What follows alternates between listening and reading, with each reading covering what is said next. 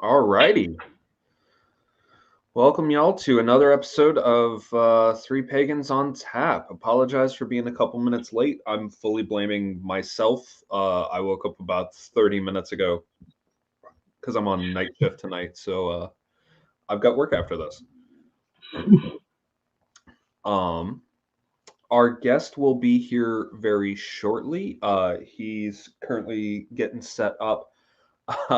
His sister went into labor a few minutes ago, so you know. Yeah. If you watch the dip, there's a good reason why. Yeah, no kidding. Yeah, sleep is good. Absolutely. Sleep is good indeed. Wow, if my computer will stop highlighting everything. And also, it's probably because they're still sober and therefore confused. I mean, look. Legit. Yeah. I am very excited for our guest tonight, though. Renotaurus has been an online friend of mine for quite some time. And I've been really looking forward to getting him on the show for a while. And yeah, so why don't you introduce Renotaurus a little bit for those who don't know them? Yeah. So... Sorry, my brain just restarted for a second there. Reno is or when I originally met them, they were a Gaulish and Germanic, like Southern Germanic, polytheist and heathen. I believe at this point in time, they no longer identify with the word heathen, though that's certainly a question I want to ask them when they get on the show. They've been a part of, and I'm uncertain if they still are. This intro is growing really great because I definitely know all of these things about our guest. They've been a part of several Gaulish polytheist groups. And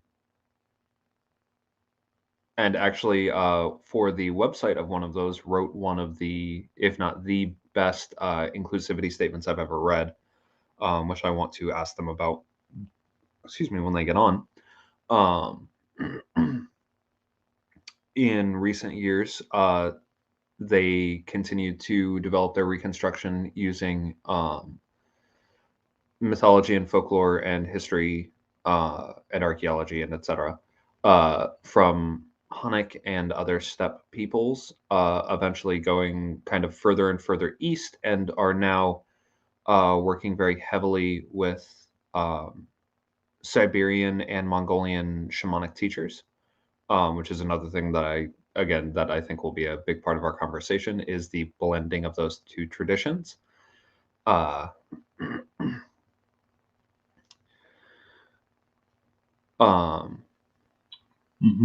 in addition to this, they're a devotee of Mithras Sol Invictus.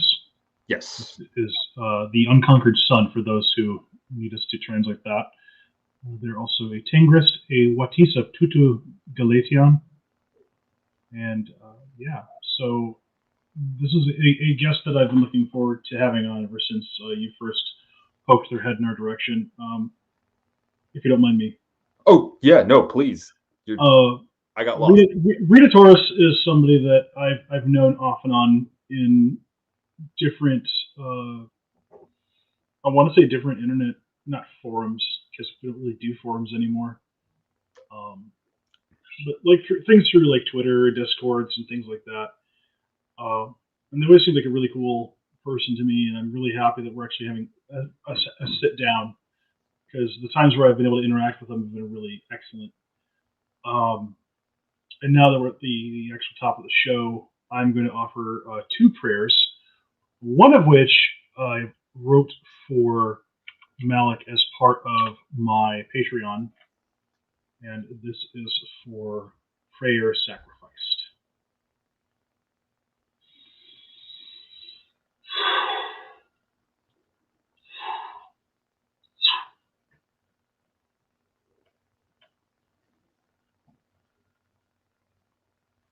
Oh, hail the blood-soaked ground that catches the gore of the gushing god. Oh, hail the crimson cutter spraying the stones with sacrifice. Oh, hail the deep domain, hallowed how that welcomes him home. Oh, hail the sun and crops receiving the red god's radiance. Oh, hail the farmer in field whose harvest is higher by his honor. Oh, blessed, bountiful, beautiful Freyr, whose sacrifice sustains the souls of the worlds. Thank you for your good gift, bound in blessing by your body, carved in care through your compassion, made mighty by your mound. Hail Freyr, Estu Heil.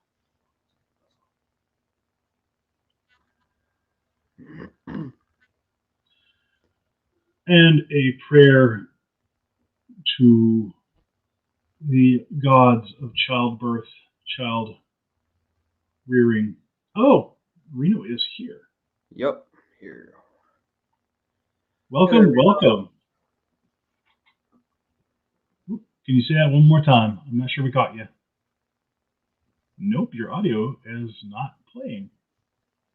Yep, take your time. Yep.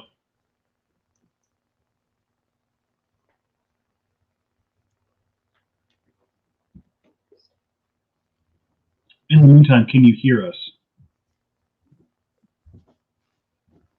Okay, cool. I'm going to go ahead and do the prayer for the gods of childbirth.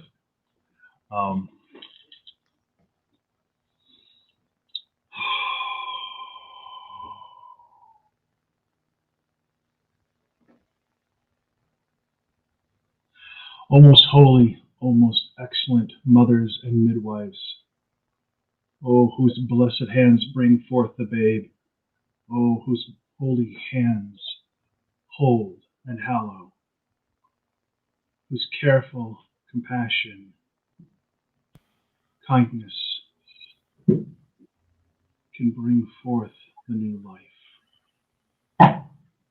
O blessed ones whose hands are healing and holy and heil, O blessed ones who deliver with direction, duty, and diligence. Blessed ones, holy ones, be with us.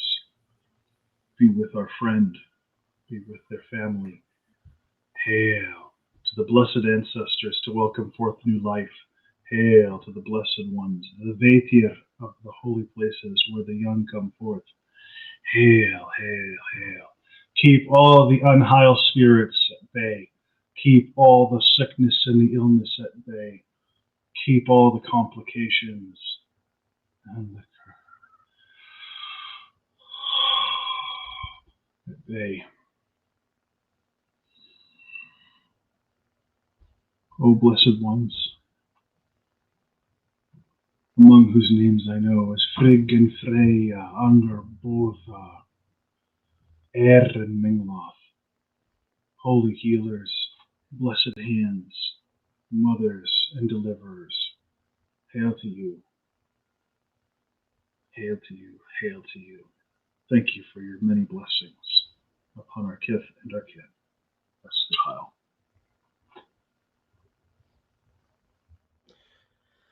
Alrighty, and welcome to the show, Reno.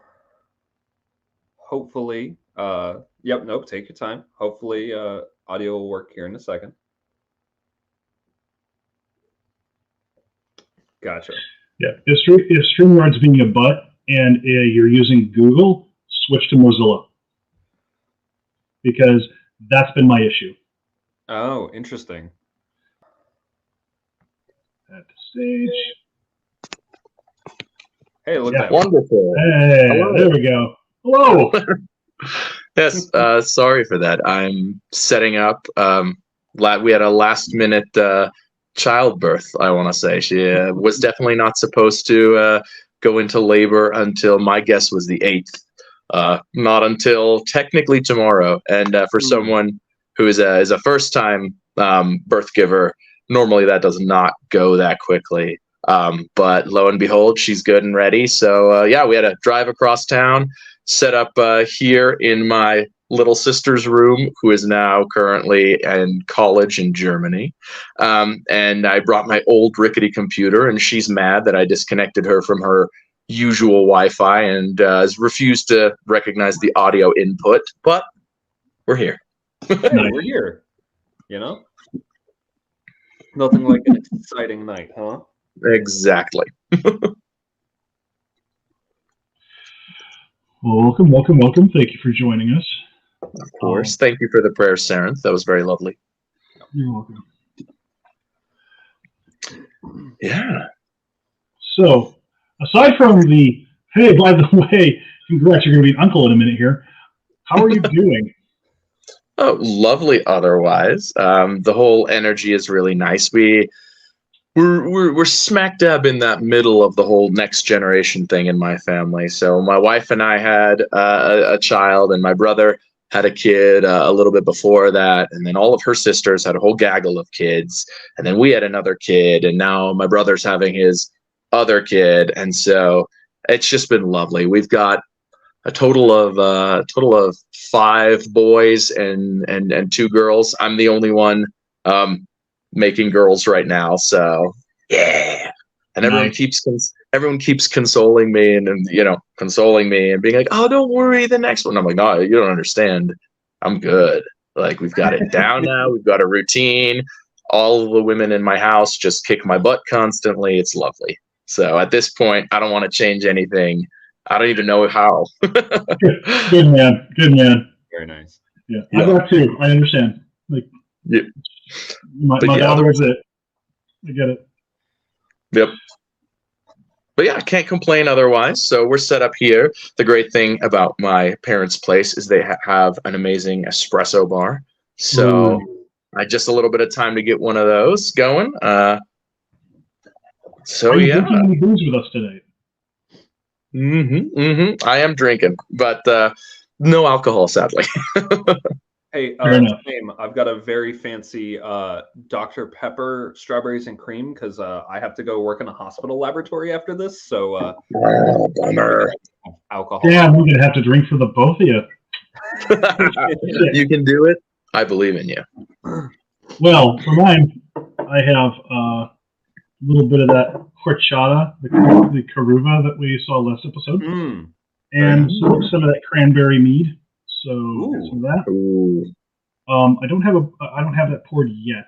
I'm gonna actually pour some as offerings really quick. Well, I'm thinking about it right this minute.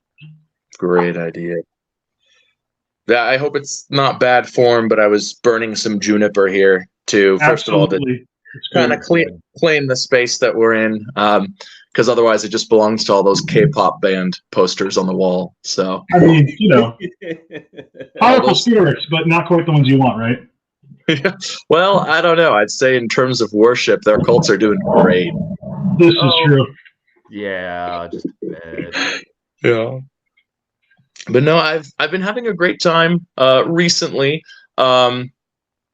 Just trucking along a lot of that. I recently went for a 4.5-day camping trip with my yurt. I went to Mueller State Park, which is a state park in Colorado in the Rockies, a little bit past Manitou Springs.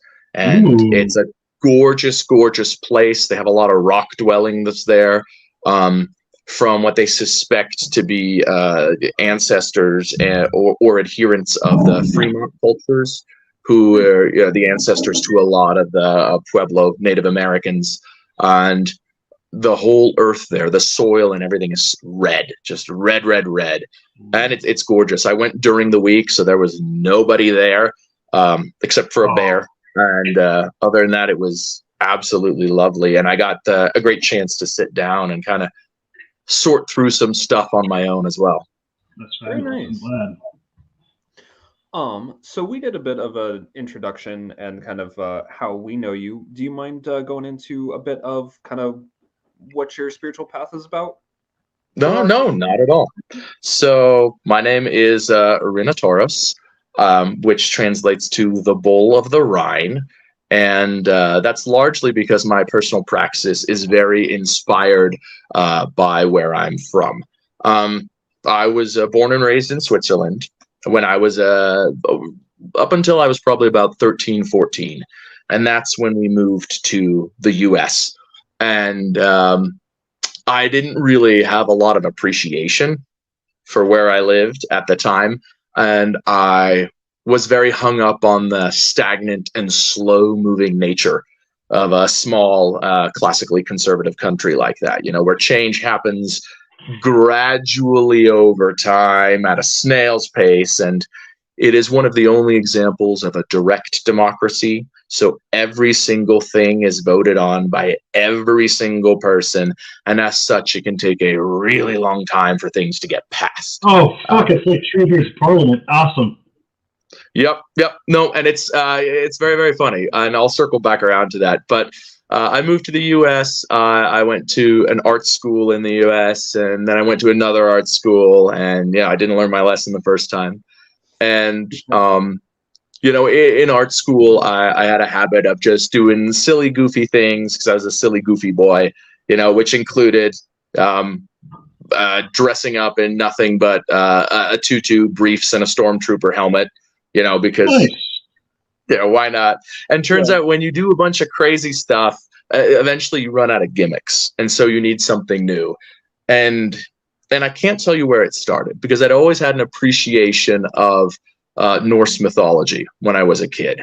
And so I'm in college. I'm an unbearable, pardon my French, I'm an unbearable fuckboy, and I need a new gimmick. So the gimmick that arises is we do something.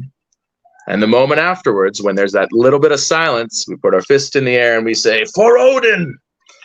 And as I'm sure you know, you can't do that kind of stuff for long without somebody come knocking.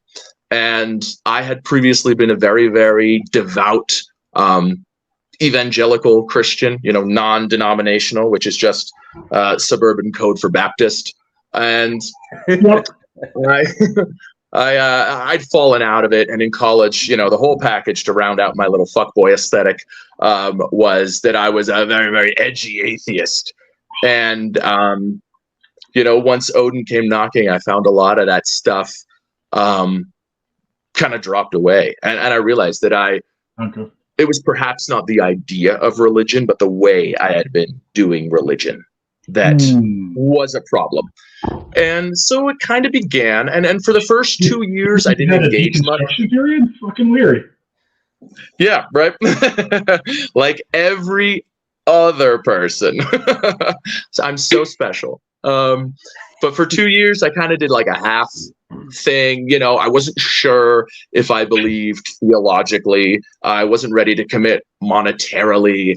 I did give my room a makeover in a very Viking style. I set up a little place where I would pour out, tequila, and I would light incense. But I was still in college at the time, and it was a very low priority. And I'd read some very academically dubious papers. So I was engaged in this kind of sort of archetypalism, but not archetypalism, this whole grand conspiracy. I would have loved Graham Hancock if he was writing stuff at the time.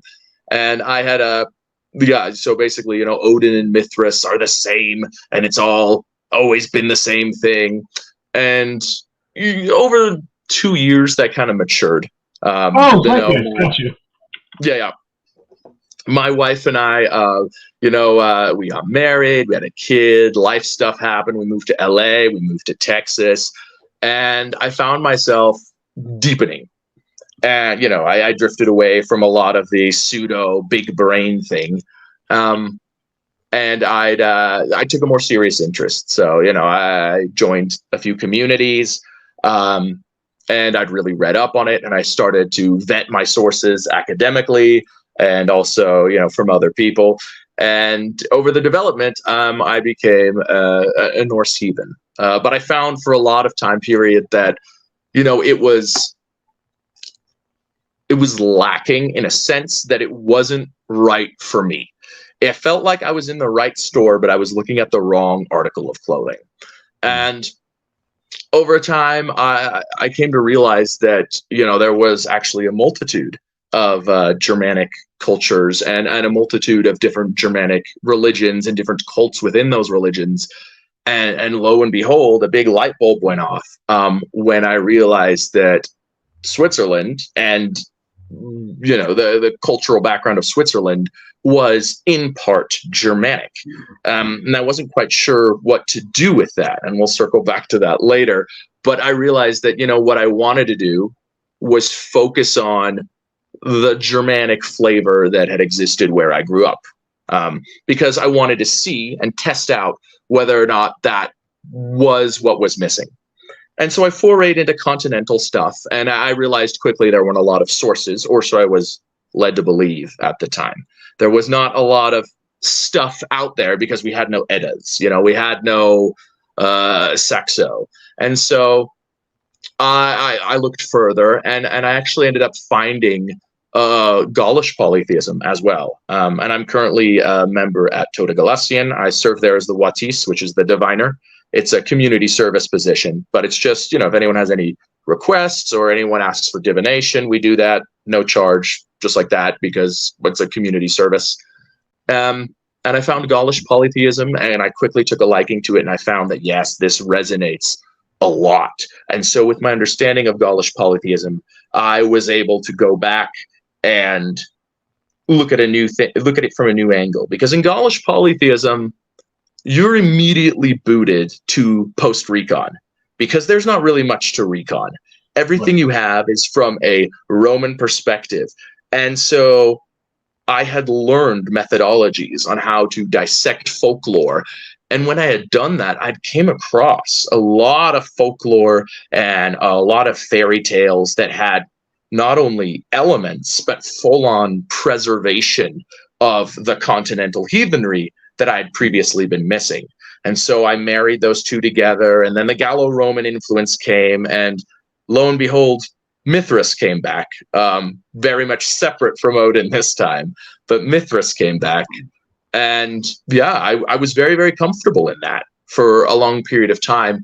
And about a year ago, so I had always had a connection and a deep appreciation for the Tengrism, which is just the umbrella term used for the various different animistic and shamanistic faiths in Mongolia. And I'd always had an appreciation for that, because when I was in college and I was going through my edgy phase, I also dealt with some pretty big lows. And a constant source of comfort for me was Netflix's Marco Polo, which I realize is not historical, not an endorsement of the program. It's a bunch of very beautiful people, doing Netflix's best version of Game of Thrones. I do recommend it if you want to watch something that's in that vein, but be warned, they never made a third season, so you are going to get your heart broken. But I'd had a strong affiliation. I'd actually educated myself a lot, but I was always, of the opinion that, that's theirs. I can look, but I shouldn't touch. I shouldn't engage with that. Oh, it's too different from heathenry anyway. Oh, it's too different anyway. I can learn about it, and I can be an ally. And so subconsciously, I'd kind of engaged in this Orientalism, this othering, and I'd pushed it away. And then through a friend, the beautiful and talented Kasana, she introduced me to a Mongolian teacher, and through an exchange, I became aware very quickly that under the right circumstances, not only is it perfectly fine to engage in the spirituality, but it's actually even a great benefit. And the big difference between that was proper mentorship versus cultural appropriation. And I'll talk a bit more about that later if you want to. But that's basically how I ended up there. Long and winding path.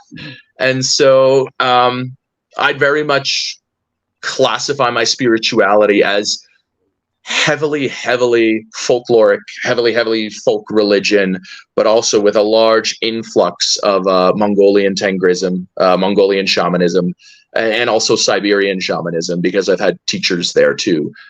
Yeah. We should talk off the after the broadcast.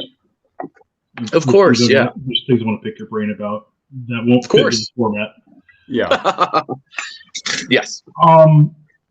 The thing that gets me the most is, so I had a really excellent exchange about a year or two ago with Neo Mudong, and people at that time were like really titchy about the cultural appropriation back and forth.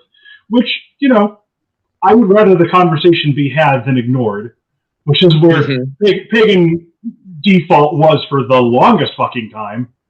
But then it's like the pendulum swung really hard and everybody was being really fucking hypersensitive about it. And it's like, if the person from the culture says, hey, let's set up an exchange, that's a different story. In this particular case, Neo Mudon was offering libations to Dionysus, and I think I asked, or they invited people that, hey, if you want to make offerings, you know, that's great. Here's who you can offer to. So I asked, I said, who's somebody I can offer to? And she gave me the generals from the Korean peoples to offer to. And so I shot a TikTok after I made that offering, and that was a really cool exchange. But then, like, there's when you start digging into like the different nuances of the paths, and the time we had David Shee on, both for here and for AGF, like that was something that I really enjoyed. Was like, there's cultural exchange to be had, and there's information we have for each other if we take our time to actually like respectfully engage with these people. And these gods, ancestors, and spirits, right? I mean, that I think is something that, both in talking to you and with others, that I keep coming back to is like, what's the way you're approaching this? Because that's really gonna matter. Yep. So I think a lot of things, a lot of the staying away that you had mentioned is entirely good intentioned. A lot of people, you know, they view indigenous spirituality as under attack and to be protected, which is 100% right. And I think where folks take it a step too far is that they immediately assume a state of the artificial purity, or an idea that there should be no dialogue because they're afraid that they will take something and twist it and turn it wrong, or that they will pollute the indigenous spirituality. And frankly, these notions are incredibly well-spirited, but they're not accurate. And there's a big difference, I think, between appropriation and teaching and learning. And a big thing about an indigenous spirituality, even one like Tengrism, which is not dogmatic, is, yes, you can pick it up and do it yourself, but you're going to struggle. There's no central texts. There's no central authority. There's no one you can ask. But what there is, you know, depending on the tradition, between 20,000 and 500 years of oral traditions. And those do exist and they are communicated, but you're not going to learn those from a textbook or from anywhere. So doing those on your own is hard. And therefore, if you want to learn these things by yourself, especially the magical practice, the actual shamanism, you're going to run into a high risk and a very likely probability that you'll engage in cultural appropriation. You may take something, not understand why it is the way it is, and then modify it in a way that makes sense to you. And that's very different when you have the guidance of a teacher. My teacher is absolutely brilliant. And a thing that she told us very much at the beginning of the class is, this class will not make you Mongolian. You are not Mongolian. You will never be a Mongolian shaman. But she was very clear that that doesn't mean that you won't be able to do everything a Mongolian shaman does. Because a shaman is first and foremost a community service position. You know, there were prerequisites where she vetted people, and you know, she made sure that people were compatible. But what she does is teaches us philosophies, underlying principles, and they do a great job of distinguishing and calling things universal principles or universal truths that can be incorporated into other spiritual paths. Sarenth, you'd mentioned before that your friend Jim Two Snakes, he has a three-legged approach to spirituality. Was that Yeah, would you talk about that one a bit more? Because I think it goes great with this. So the three-legged stool that Reno is talking about is Spiritual Accounting, which is a brilliant PDF by Jim Two Snakes of Around Grandfather Fire. Seriously, look at it, pick it up. It's excellent, and it's free. And the three legs are, first off, your source material, whatever your cultural source material is. Second, the people in that community that are experienced with that pathway. And third, divination. Because divination can also be, I think, at this point, classed under conversations that you have with spirits. But generally speaking, the divination is the three legs of the stool are to discern the material you get through experience of the spirits. So this is separating ice cream from bullshit. This is the spirit that I am experiencing a genuinely this thing, or am I putting things in front of it? Jim literally uses an Excel spreadsheet for this. I don't have that kind of fucking patience, but apparently he does, and it's worked really well for him. But yeah, he details all of this in Spiritual Accounting, and that has been like my go-to PDF to direct people towards, because it's really useful. It's written in very approachable language. It's not got a bunch of footnotes. It's just, hey, this works or it doesn't for you. Yeah.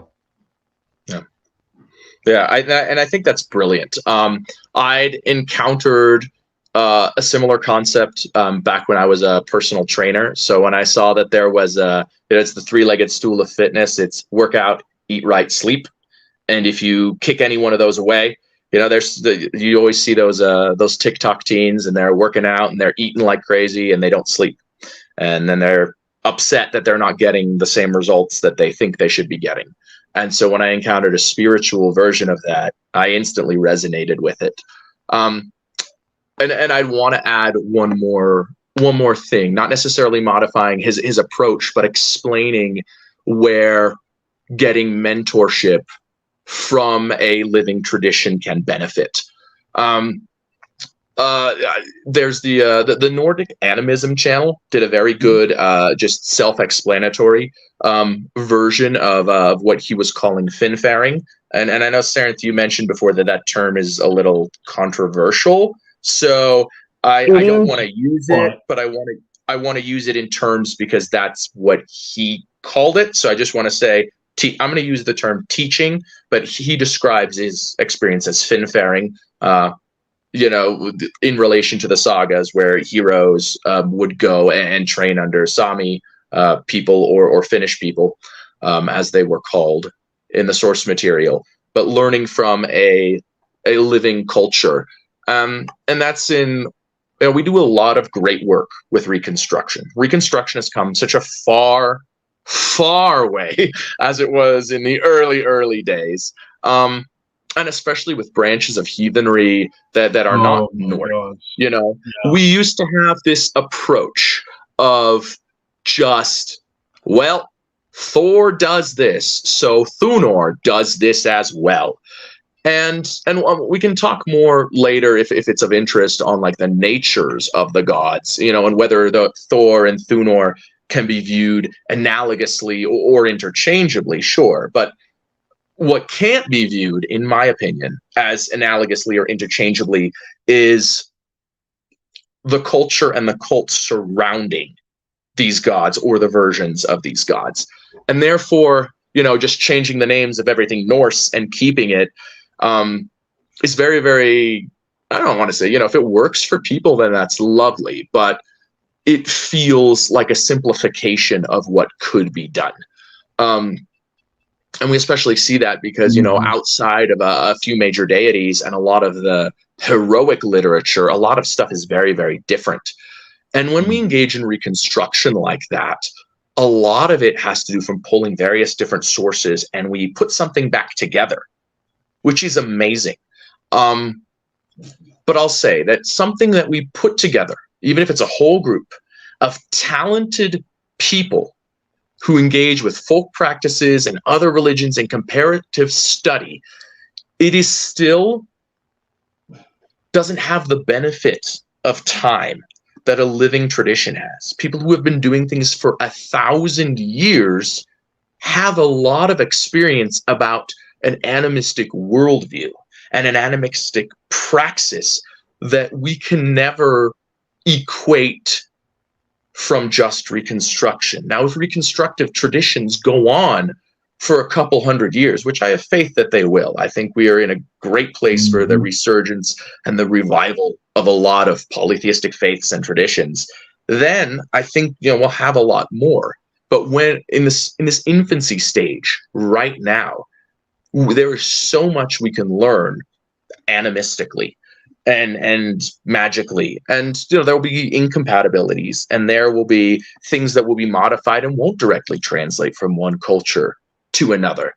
There are Mongolian taboos that aren't compatible with what we know of Germanic source material, and for someone like me who's educated in a Mongolian path, but I'm working with Germanic spirits, and sometimes there's a conflict. And a big thing is, the difference between something very heady, a project that I'm putting together versus something that comes from here. And I think in modern day, especially with new traditions like core shamanism or a lot of new spirituality or new movements that are coming, is that we oftentimes think that there are two paths. We think that, you can either be taught by a person or spirit-led traditions. And the simple fact is that every tradition is spirit-led, or at least it should be. If you're doing something purely by the book, I'm not saying that it won't work, because there are times where I have not had the strength to perform a ceremony or the knowledge or the know-how, but the sheer power of the animistic spirit of the ceremony itself carried me through, because it was a very old, very powerful ceremony. And so it can work, but I don't think that it is the optimal way of engaging with it. A lot of people who are learning from animistic traditions, we have to reconcile the two different frameworks. And in that case, it's a sitting down, it's a feeling, it's a communing. Oftentimes traditional teachers will say, like, if you immediately know, be wary, because making a decision from up here is oftentimes motivated by our human intellect versus from right here. And Maleck, I know that you're currently developing something which has never been done before. I know, there are no human teachers for what you are doing. So I'm sure a lot of it is listening right here. Yeah. I can practically hear the L being put on the front of that listening. Yeah. No, it's very much, yeah. And it's funny, and I talked about this a bit with David, and I've talked about it before on the show too. Like you were saying about the cultural exchange, and this is something that I'm continuing to engage in, and certainly have not been perfect about, and need to. That's one of the things that I want to pick your brain about later. Is good sources. Which is also one of the reasons I really enjoyed having David on the show. Is as I'm moving through this and doing this thing, my spirits are pretty consistently directing me to look at these living cultures and say, this isn't ours. This isn't what we're doing, but here's where it's similar. Here's where it's different. And you need to know how it's different, because that matters. But also, here's how it's similar. Let me show you this because it's kind of like me. And then, cool, now you understand how it's kind of like me. Now it's different in this way, in this way, in this way. And now you see we're actually not that alike at all, but that's okay. You had to start here where you understood us as kind of similar. And now we're over here where, oh, yeah, no, you get it. We're not alike at all. Except we are very alike. That's beside the point.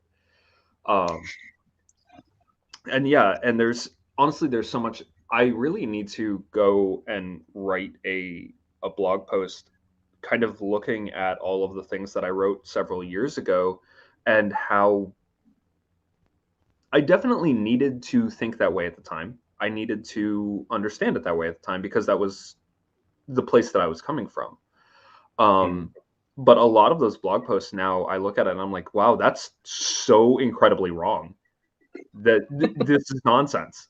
And it's not. It's a great introductory thing, but now I really need to go back and be like, hi, so a lot of this stuff I really believed at the time, it's not right. I have like 14 years worth of writing material on my blog. Look at some of my early shit. There's some definite archetypalism that's sprinkled in there that I'm so not okay with anymore. But at the time, it was the language I had because so much of the community was steeped in that shit. Mm-hmm. And I also didn't, at the time, I didn't have my BS in psych, so I didn't know how to separate that particular amount of ice cream from bullshit. And that's the beautiful thing about being educated is you get to look back and go, oh, you sweet summer child. Oh, fuck. All of these things, they're necessary. You know, there's a reason why when I was describing myself, I didn't say anything about, I didn't leave out the very cringy 2 years that were going on there. I mean, that's a necessary part of development. And the thing about these living cultures is that they've had hundreds of years and dozens of generations where people have gone, you know, in the wrong direction. And as my teacher likes to say, you know, people have gone so far in the wrong direction that they have died. They know exactly what is right and what is wrong for them necessarily. But that's still a great basis. You know, if you were trying to revive a sport that had died and the sport was very, very similar. So let's just for the example, say we're trying to revive football, but we only have scant sources about football. We have a couple of like grainy tapes from, you know, Super Bowl 20 years ago, and we have a couple newspaper clippings. We're not 100% sure. If then people came along who had been doing rugby or maybe even soccer, something that's still very much in the same vein, we could learn a lot from them and you know, with modification, find something that very much resembled football. And if we never find football, but we find something functional and different and unique and true, then in a way we've still found football. A lot of the traditional teaching that's happening right now is in response to cultural appropriation. You know, with core shamanism, which occupies kind of an awkward stance in modern day spirituality. Core shamanism was developed with good intentions and it serves as a good base. But core shamanism is a broad methodology that waters down a lot of other spiritual paths, but it serves as a comprehensible entry point for Western people who aren't used to thinking in polytheistic or animistic terms. And there are core shamanist practitioners who have earned the respect of native and ancestral shamanist traditions. So the whole thing can't be entirely tossed out either. And I know a big part of the Sami revival is in part to them, you know, because there was such a large persecution of the priestly caste, of the not caste, that's the entirely wrong word to use for Sami, but of the priestly people, profession, the Nawadi. They were heavily persecuted. And so a lot of, you know, anthropologists like to pretend that the Sami faith and tradition just died. In reality, it's probably far more complex than that. But we do know that the shaman part of it, the actual profession, suffered a huge hit. And so a lot of modern Sami shamans have actually been able to gain useful things from core shamanism to re-inject into their own spirituality. And so in that sense, it's done some good. But that also doesn't excuse all of the blatant simplification and overstepping it does. So yeah, it's kind of in an awkward spot right there. And it's precisely, I think, because it was done as a mass market broad system instead of on an individual basis. I think part of the issue is coming from, I think, a very Western, I think US-centric, there has to be a villain in this story. And that is actually getting in the way of a more nuanced conversation that can be had, because the Foundation for Shamanic Studies is actually helping, in some cases, people reconnect with their cultural past. And both you mentioning just now and David during our interview with him was very blunt. Like, some of these traditions survive in part because core shamanism made it popular again. Yep. And we can't really throw that particular baby out with the bathwater unless we want to really kill modern shamanic revivals. Yep. Which kind of sucks if you want to, like, really encourage, like, what's there, but sometimes what's there isn't really there anymore, whether you're talking about the Russianization or you're talking about the incredible violence done to the Sami peoples, and even ongoing right now. Like, they just had an occupation of a power plant in Sapmi territory because the government there recognized, hey, we've been committing indigenous erasure and genocide, and they did fuck all to fix the problem. So that the Sami people were like, well, fuck it, I guess we're just going to occupy this power plant. Yeah. I believe there is still an ongoing occupation of the Norwegian seat of government by Sami people. Yes. I will actually I'm keep going because I'm going to go look up the person from TikTok that I know this from. Yeah, they're currently in a pretty nasty fight with the Norwegian government for recognition. The Norwegian Supreme Court has ruled in their favor, and the Norwegian government is ignoring it, and has been for quite some time, and it's quite a problem. Yeah, and it's a plight for indigenous people the world over. And so I can understand when people are practicing and, you know, they're afraid to touch that.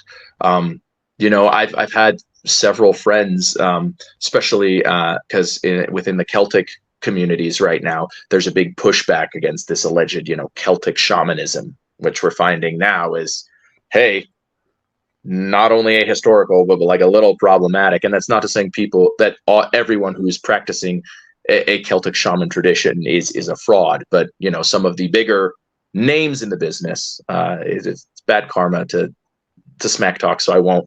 But some of the bigger names in the business are doing stuff a little problematic. And I've had friends say, you know, like, oh, I would never incorporate Native American elements in my practice.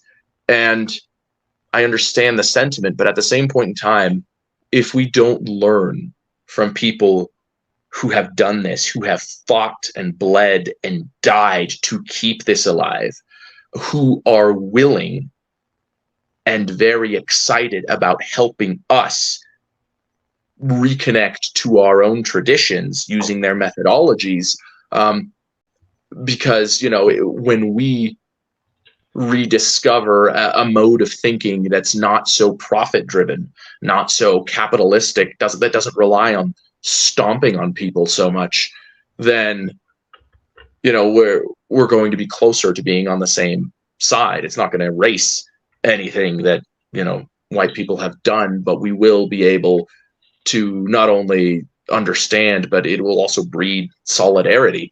And I know Norse practitioners who are in heavy dialogue with Native American peoples and learning from them, because ultimately, if we don't learn from these living traditions, we're just creating another European export. We are just commercializing, and you see that so frequently. And I think I'm using Norse again as an example because I think Norse paganism, you know, with the Vikings TV show and all that, has been a heavy victim of this. But, you know, there's always the selling of something. If it's either a service or a true way or an initiation or statues and jewelry and books, and all of those things are needed for a culture. But we're so programmed to consume things that I think a lot of new pagans fall into the trap of immediately spending a boatload of money and having that as a substitute for a community engagement. And indigenous peoples make a heavy point in that. You know, and if we just create another spirituality to be sold, another thing, another product to be taken up, then I think we're really missing out. Yeah.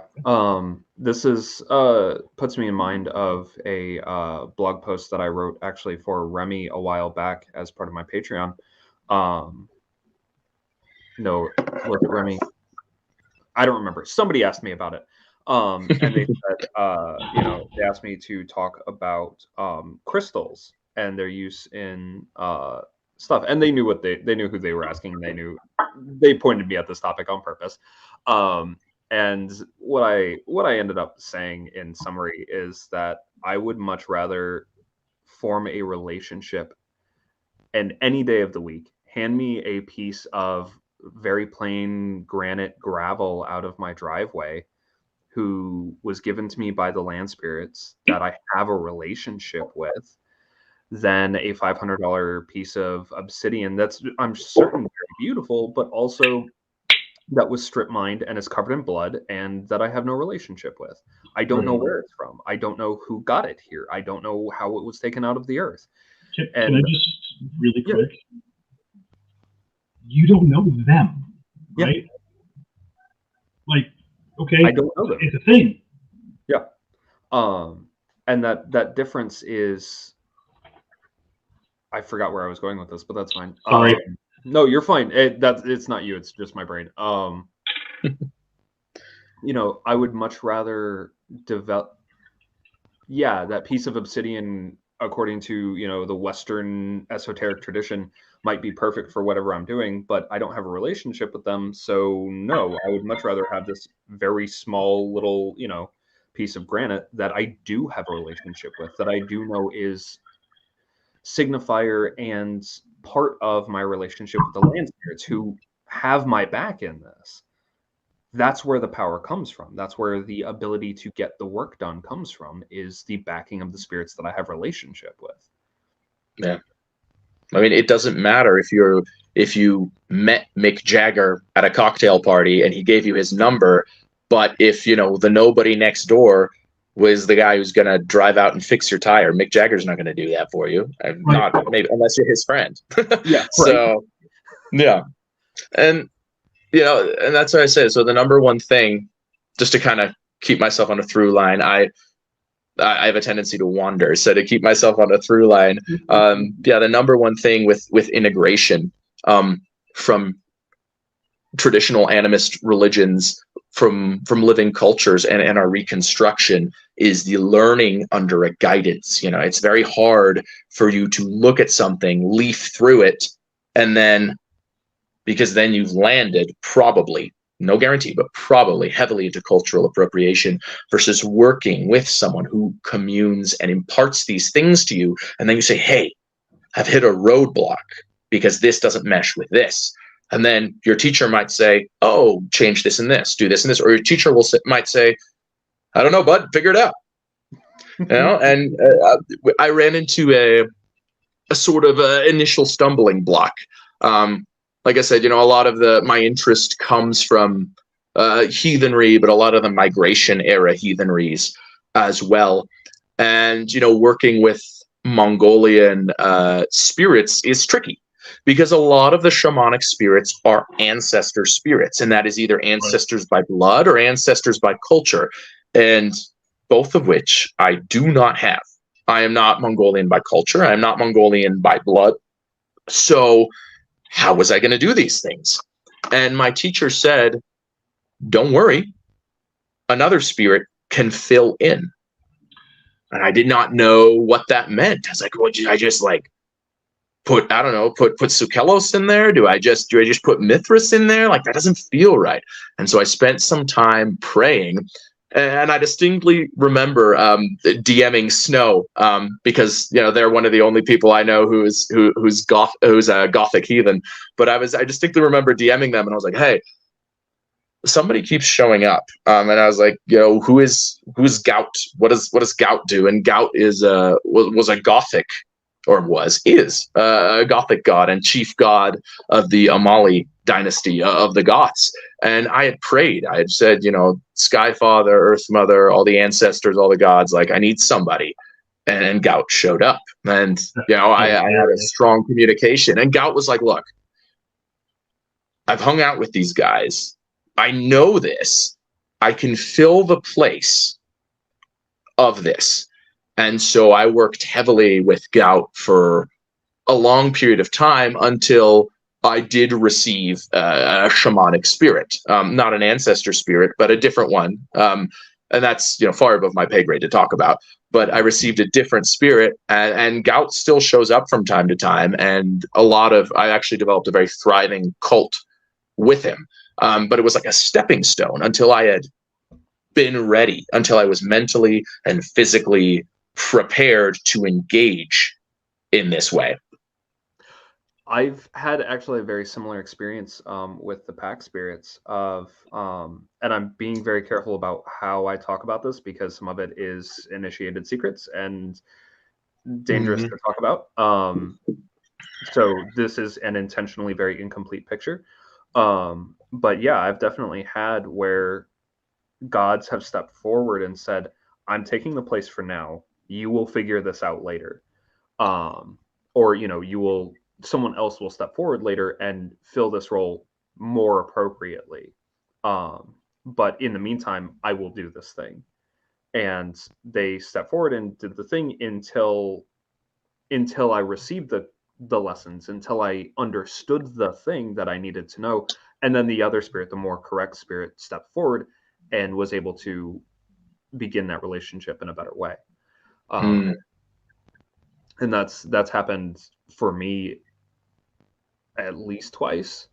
And often it's very much a case of like leading by the nose, right? Like just you're almost there. Come on, you just need these couple stepping stones until cool, you there. And I'm sure it's still happening. And 3 years from now, I'm going to be like, oh, I really thought I had it, and we're still getting there. But that's how it goes. And as Josie said earlier, it wasn't wrong. It's just less right. Yep, exactly. I think that's a really good way of putting it. This is another really great point that was made earlier. Most everyone's gone through a bit of cringe in their past, acknowledging that's important as it helps others recognize that change and growth are possible. That's why I haven't deleted any of that shit. Like, you can still see my entire backlog of 14 years of writing. And some of it's like, oh boy. Oh, Sarenth. You can definitely see character arcs. We love this is a really good point. Sometimes you just need to be vetted. Yes. Yeah. I think that's something that a living elder from a living tradition is kind of there for, right? Like, vetting you, vetting them, vetting the things you're doing. Maybe not like holding your hand every fucking step of the way, but at least being that check-in, like, yeah, that smells like bullshit, man. Have you thought about this in a different way? Or don't be a chicken shit, keep going. On the other end of it. And I have had teachers who have done all of that. I've had teachers who've said, who've told me, hey, you seem really, really ready. I'm going to provide you with half of a concept, and then you report back to me. And if you fill in the other half correctly, then you're good. You're initiated into this particular thing. You know that. Then we're done talking. Or they might say, if you come back and you fill it in and it's not right, I'll send you out again. And I've also had, that's one of the greatest benefits of a living teacher is that they will step on your toes. They will curb you. I've been in several situations where the participants have been, neo-pagans and shamanic practitioners for 30, 35 years. And still there are concepts they are not understanding or things they were doing backwards because they didn't have a traditional teacher who said, oh, no, you got that from here. I know how you got that. You're actually only playing with the free trial version, and you think that it's the whole thing. And that's another thing, there are traditions now springing up that are on their second generation. Someone has done all the work and has done it for 30, 35 years, and those are great, but oftentimes that person is still working with the tools that they have. And so if you find yourself participating in a newer shamanic tradition, it never hurts to get input to fill in the gaps. That's at least for your own personal praxis.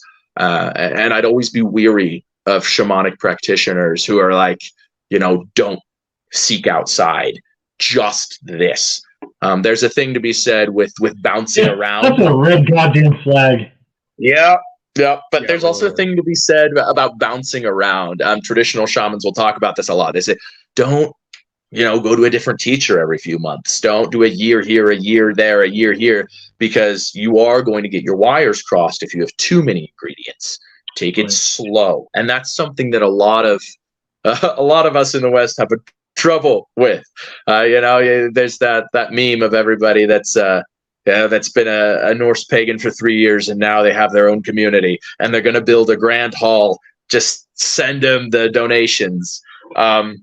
And I think a lot of that comes. We get the blind leading the blind sometimes. In traditional shamanism, depending upon the tradition, initiation into like being a certified shaman with the label can be anywhere from between 9 to 17 years. And in some traditions that I've heard of, but not dialogued with specifically, it can be upwards of 20, and a lot of the initial preparation for when I was first learning this was getting yourself right and ready to receive and work within the framework. There was a lot of exercises and preparations that we had to do to be ready, because otherwise you just receive this and you try and jam it in your preconceived notions. And so we can learn a lot, we can dialogue a lot, but it's also about engaging with it properly and not just copy pasting and then slapping over. I think I've talked a lot about the meshing, and there's one more thing I want to talk about because it's something that traditional teachers are now telling their students to go out and talk about, and that's the concept of merit. And for all the Norse pagans here, it's very, very similar to the idea of the Hamingya. So, a separate soul, but the soul is also attached to you and it's inheritable. And it also serves as a kind of spiritual currency. And that's what we have with merit as well in traditional shamanisms, to where you can use your merit to perform certain ceremonies. You can give your merit to someone to protect them. But bad actions or bad reputation will lower your merit, just as good actions will increase. And that's one of the best things about a lineage, is that a lineage has merit attached to it. And they can lend or give merit at their own discretion. But sometimes the teachings themselves contain merit. And it's easier. It's not better. I don't want to engage in this idea that the only correct way to do something is to engage with or study under a traditional teacher. It's a huge benefit. Fucked, because I'm doing Seder and rune work. I'd be completely fucked otherwise. Yeah, exactly. And that's the thing, is it's not that that's the only option. It's just easier when you have, not easier. It might be easier for you to work with all these diplomatic ways of phrasing things, because I don't want to create the idea of fetishization, because these teachers are also just people, and they have more knowledge and more teaching, but they're not better as human beings. And I've never met a traditional teacher who claimed that, so I don't want to put any words in there. I'm just a student. I don't speak for traditional teachers, and I certainly don't want to paint them in a bad light. But having the merit of a tradition can help you in ways where you may not be strong enough to do something, or you may not be knowledgeable enough to do something. You know, if there's really quick, I'm sorry to interrupt, but this thing is bugging me. Is merit, as you're talking about, related to the concept of wind horse that Sarenth talks about in Cosmos? Okay, thank you. That translates exceptionally well to my understanding of Haminya in a way that streamlines that. Thank you. Just needed to clarify. So they're very interrelated concepts. A wind horse is spiritual currency. Hey, did you ever at any point in your life play MMORPGs? Oh, fuck yeah. Yeah. Okay. Wind horse is your mana pool, right? Mm-hmm. Okay, and it increases as you level up and all that. Sure. Merit so Megan is probably closer to wind horse, or Ond is probably closer to wind horse than in that regard. What is? Probably, or I would Megan. actually argue Megan. Because Megan is like spiritual power. Yeah. And again, you know, because these are different frameworks, we're finding the closest analogy. So we're not going to land on something that's exactly right. And when I call wind horse mana, I am simplifying drastically. But Because mana is total.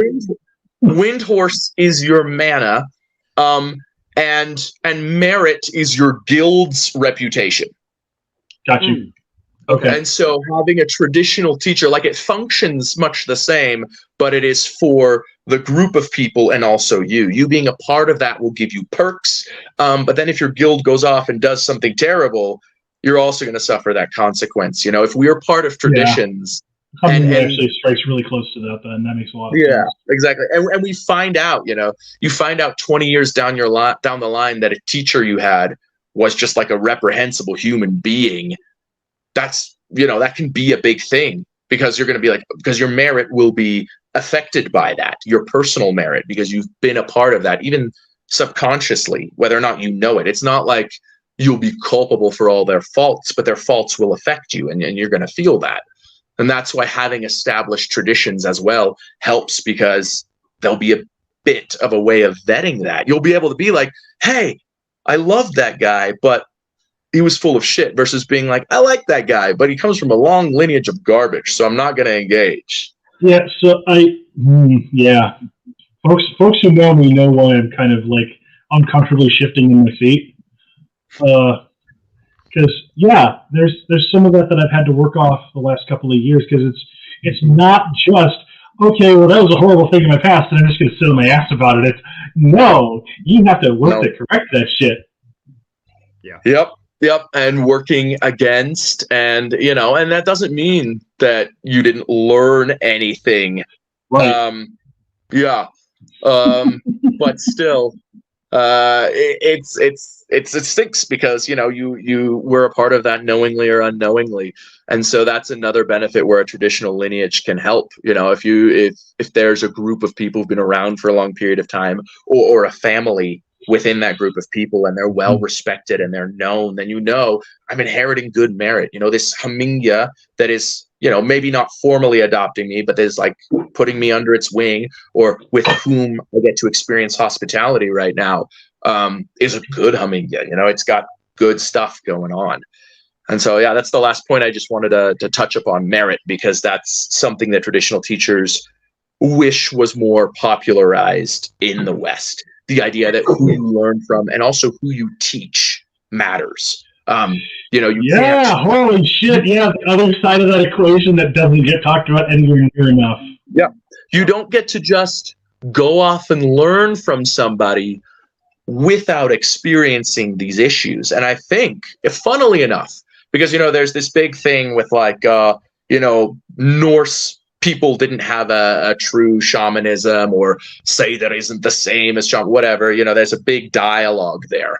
But I still think, whether or not you want to call Say that or Norse magic a true shamanism or not, it is definitely related to it. It is definitely speaking the same language and dialoguing, because we see the concept of learning from certain teachers and the prices that come of that, and you know, whether or not most of Odin's material was meant to be read as shamanic, it certainly reads as shamanic once you're familiar with the traditional concepts. And it's, you know, Odin sacrificed himself to himself. He learned from himself, but like there was a great price that had to come as well. The loss of the eye is a huge deal. You know, Odin went and learned, you know, Seder from women for 8 years, but also in order to go and get the mead of poetry, you know, that whole thing, there's heavy consequences that lay on him, which is why, you know, I don't agree with a dualistic reading of, oh, you know, it's all an allegory, or, oh, Odin is secretly a bad guy. It's no, he's doing what he has to do in order to acquire these things. And sometimes that comes with a heavy consequence, because he didn't, you know, he couldn't just pop over to Mongolia and be like, hey, what's up, guys? I mean, so it's no secret that I relate to Othin incredibly heavily shamanically. And even as I say the word shamanically, my teeth kind of itch. Yeah. But it's a carrier hand. I just want to interrupt you for a quick second, though, because there is a big contention about the word shaman, but shamanist, someone who does shamanism, a shamanologist, someone who studies shamanism, or shamanistic, something that is alike or akin to shamanism, are a-okay terms to use. You can describe something as shamanistic or similar to shamanism if you're using it that way. I'm not saying people's feathers won't get ruffled, but from the indigenous perspective, they are agreeing with that, because we're trying to create a dialogue and a vocabulary that works between the different groups of people. So describing something as akin to shamanist or akin to shamanism is okay. And, you know, there's a difference between cultural shamanism and anthropological shamanism, because if you're viewing it from a purely academic standpoint of a shaman is someone who does trance work, then great, say that fits in, you know? Yep. But if you're viewing it from the idea of a shaman needs to be possessed by a spirit, and in that possession needs to perform ritual magic and or journey, then we don't know. You know, what we don't know anything about Seder. We know that Seder didn't have, you know, drums like a lot of other shamanism's done, but a lot of shamans are not drum exclusive. A drum does not define shamanic traditions. There are some that heavily utilize the drum, and the drum is the focus. But if you take that drum away, they're still shamans. Right. They're still engaging with it, especially during the, you know, the Maoist and the Stalin regimes of a lot of the Central Asia. A lot of people were driven to just using the beater or using the jaw harp or rhythm sticks. And their shamanism was just as effective because they had to move around that. And we do know that, you know, with Seder, they had the very specific Seder stuff, you know, the very, very beautiful, ornate distaffs. And we do know that it involved, at least from folklore, a sort of animal or animal-shaped spirit coming out and entering different people at different points. So the question is, like, you know, is it not? But either way, describing it as akin to or related is probably not wrong, just from my perspective. Well, let me put it this way then, because much of my relationship with Othin is in that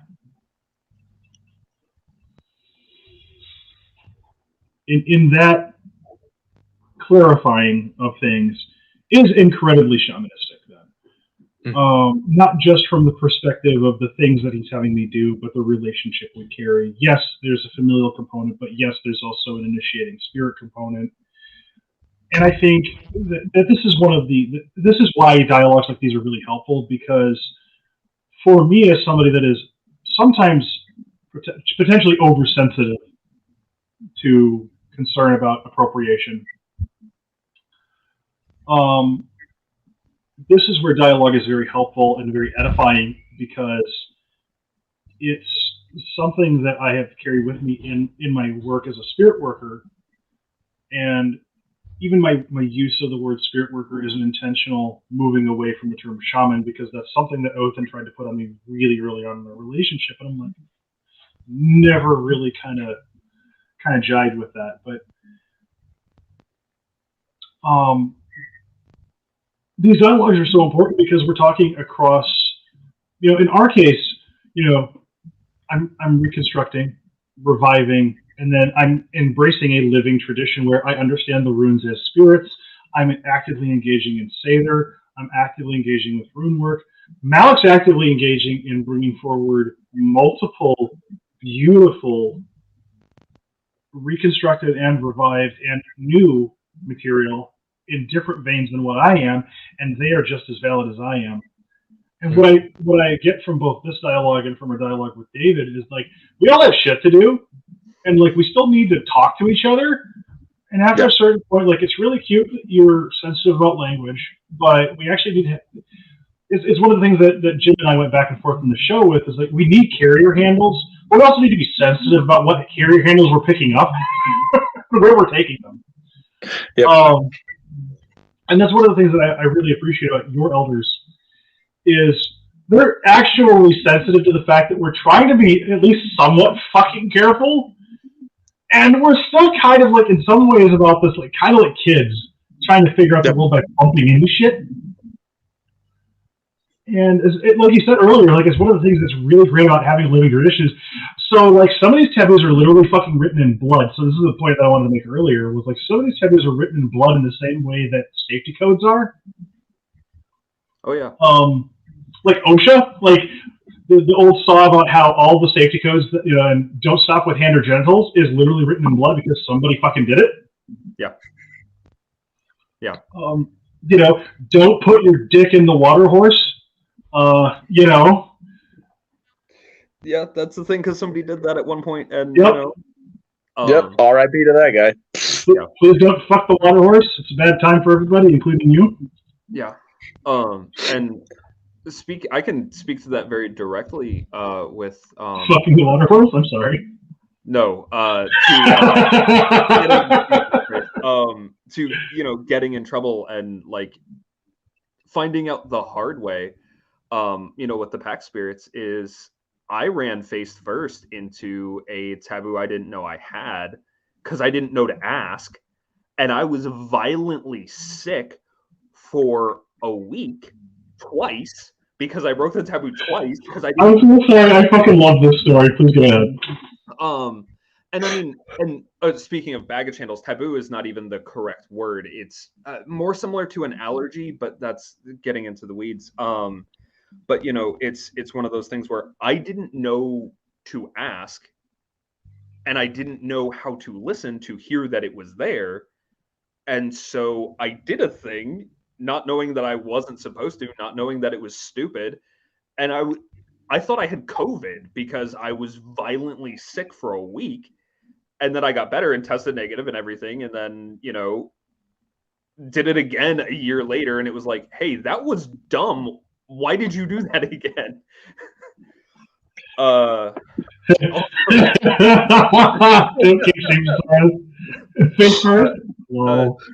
So in this, Josie's making the joke because Josie knows the story very well. Took like an hour to get the first dirty joke. Got to be a record. Actually, yes. Actually, kind of is. Yeah, and actually. Yeah, Josie's making the face first joke because it was dick first. It was a sexual taboo, and I didn't realize it, and it's fine. It's not funny. I was very ill. It was very not fine. Yeah.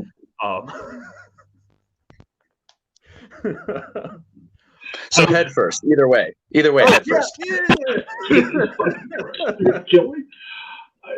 I have, because I have run face first into spiritual taboos in a very similar fashion. Whether it's a restriction or an allergy, or whether it's this or that or the other, it fucking happens, I'm sure. And the joke? What's the old joke? Traditions are just peer pressure from dead people. Yeah, and sometimes that's true, and sometimes it's applicable. But I think a lot of people have the concept of taboos is don't break them, or the spirits, the gods, the ancestors will be angry. And I mean, sure, that's a part of it in some cases, but in some cases, like you said, it's quite literally just no immediate consequence. The taboo is not that you're going to hurt someone. The taboo is you don't do it because it will hurt you. A couple of weeks ago, I had a great spiritual experience. I got this like 11-foot tall giant piece of pine, and I carved this god pole to Gout because I had this supreme revelation about him and how it relates to me. And I set him on the altar, and instantly everything went no, no, no, no, no, no. And I was like, what's wrong? What's wrong? What's wrong? And I was like panicking and whatever. And then I hit up my classmates or people that I study with. I like to say shaman school. Makes me think of a little backpack and I'm going to class. But I hit up my classmate and I was like, "Hey, can you do divination for me?" And they did, and they're like, "Oh man, your practice is all messed up. Everything is awful. Everything is terrible." And I was like, "Oh no, what did I do?" Because everything fits so perfectly. And then I look at the altar and I went, "Wait a minute!" And I went over because I had a shamanic enlivened idol. And I had moved it to put Gout on there. Oh, no. But it wasn't the moving. The moving was fine because this object likes to be behind other objects. And the object for Gout is enlivened as well. And I'd introduced them and I'd done the whole thing. That wasn't it. When I moved them, I had hung them onto the same hook as a Tibetan prayer flag. Now, Tibetan prayer flags have been adopted into Mongolian shamanism, and they're A-okay to use. They're still Tibetan. And hanging a Mongolian enlivened object on a Tibetan rope was something that this particular object was like, no. And I moved. My classmate was talking to me, and he's like, "Oh man, you're mixing paganism with shamanism. That's why your altar's like that. That's why it's all messed up. You shouldn't be mixing your practices." I'm like, no, teacher is telling us to do this. That's why I'm doing this. And I already know that Tengrism and Germanic and Roman polytheism are compatible because, hey, the Huns. So I already know that it's not a fundamental incompatibility. Right. And I told him, I'm like, no, an object is out of place. And he was like, oh, I don't think that's right. I moved the object. I asked him again. He's like, "Oh, yeah, everything's cool now." And I was like, "Yep."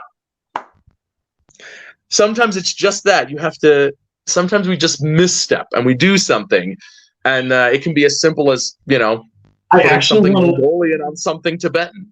I really want to point out that there's a second lesson in that, and that is the over focus on purity that your classmate was expressing. Mm-hmm. Yeah. And that's because I am not doing this in a shaming manner. I'm doing this in a manner of illustration, in part because your elder already said this is cool, but also because sometimes when we overfocus on what we think the answer should be, we are getting in the way of the response that the other person needs. I can encounter this as divine. Like, I'm not shaming this person. I've been there. Yeah. And that's the thing too, because they were also not wrong, because our teacher had said early on in the class, like, keep a separate altar, because in their experience, the people that they're dealing with are oftentimes of the neo-pagan or the Gardinian Wicca, and they don't want to blend. They don't want a blending of systems as well. And it is easier to just say, hey, start out with separate altars rather than smushing them together, because you don't know if it's going to work. And because, again, better to be cautious, because they had people that just immediately from here, not from here, put them together and ended up with a kerfuffle. And for me, the whole thing had been led. So I had a discussion and I had operated from here. And so I had followed that. And, the other advice, which was, hey, I'm not teaching you to be Mongolian. I'm teaching you to be in the Mongolian way. And and it's funny that you mentioned purity, because that's going to kind of I'm going to scooch on over into the folklore side of the conversation, because that's a big thing you always encounter. Folks are scared that they're accidentally going to use something from the wrong source material, or something, God's forbid, ahistoric. And it's really funny. So a little bit of background. Switzerland is, part of the Germanic milieu, but it is very, very much the most southern you can get. And the Germanic people didn't establish any notable presence in Switzerland until between the 2nd and the 4th century. Switzerland had been Neolithic hunter-gatherer. Then they were heavily influenced by the Etruscans and heavily influenced by steppe people coming in and heavily influenced by Greek and Illyrian people. And then, the Celts came in and you had Hallstatt and Lothian, and the original settlers were still there, but they adopted Celtic modalities. And then, you have the Romanization and the Christianization and the Germanification. So it's just layer on layer on layer. So it's not like a place with Norway, where you have Norwegian, and then you have the indigenous people, and then you have Norwegian, and then there's a bit of interplay between that. There's just layer and layer and layer. It keeps getting painted over because Switzerland is quite literally the center of all those different areas where they touch.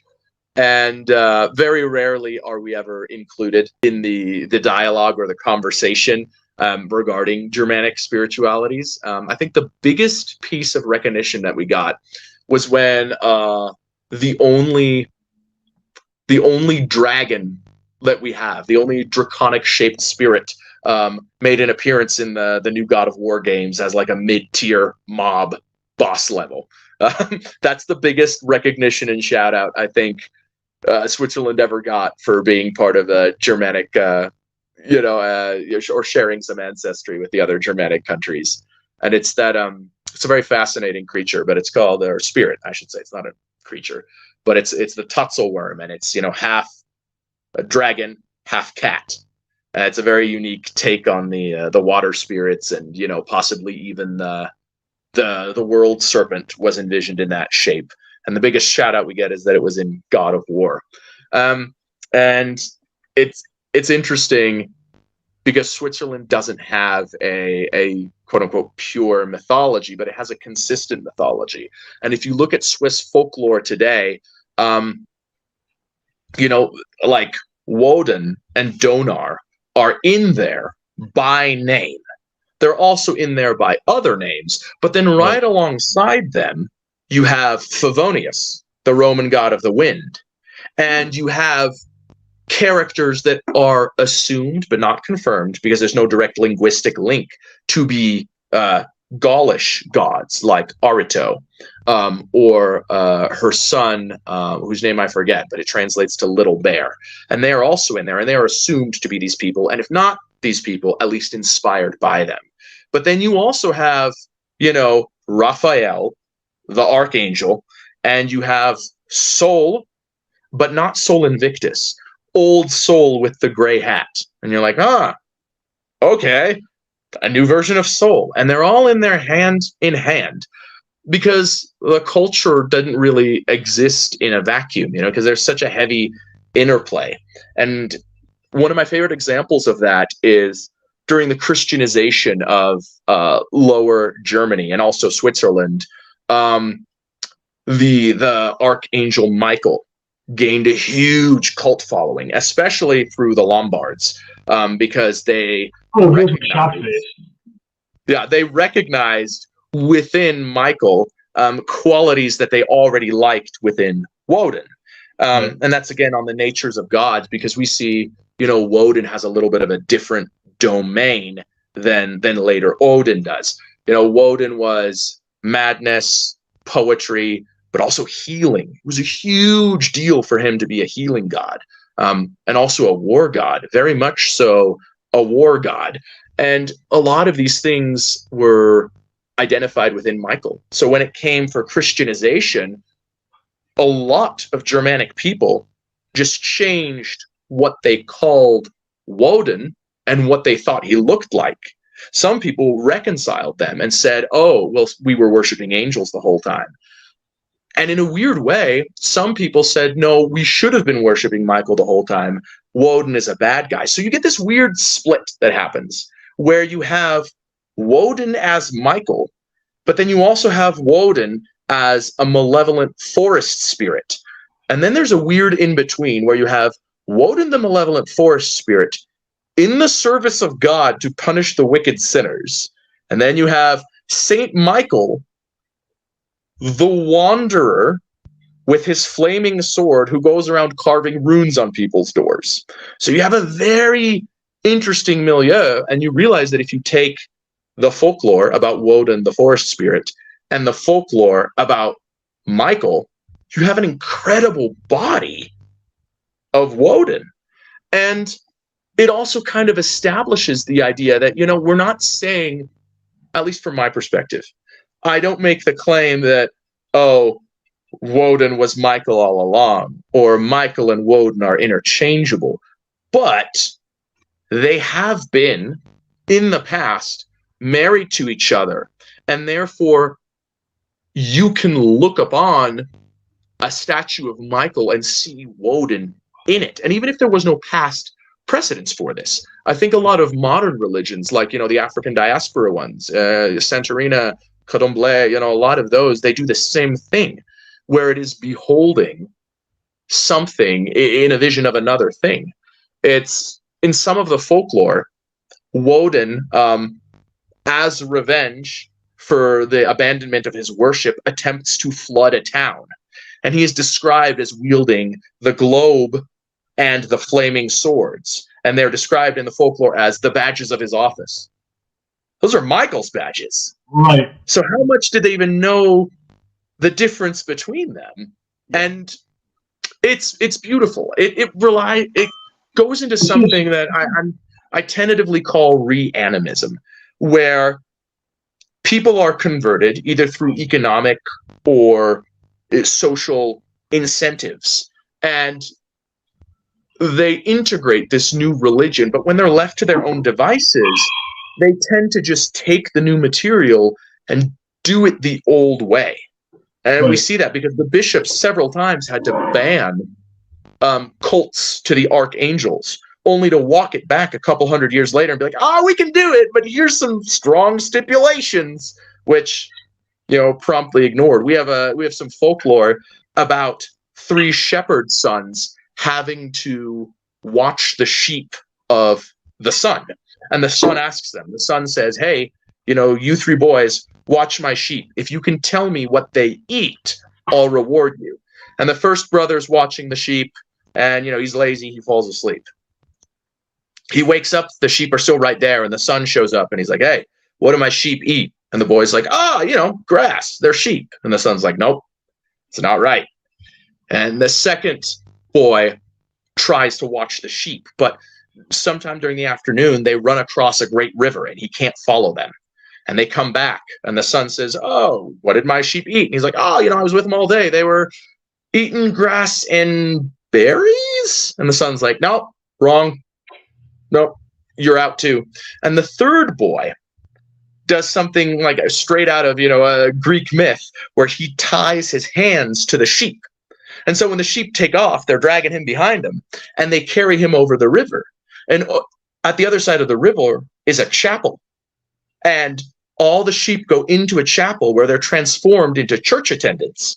They attend a mass, they come out of the church, and they have a big feast in the courtyard of the church where they eat mutton and drink beer.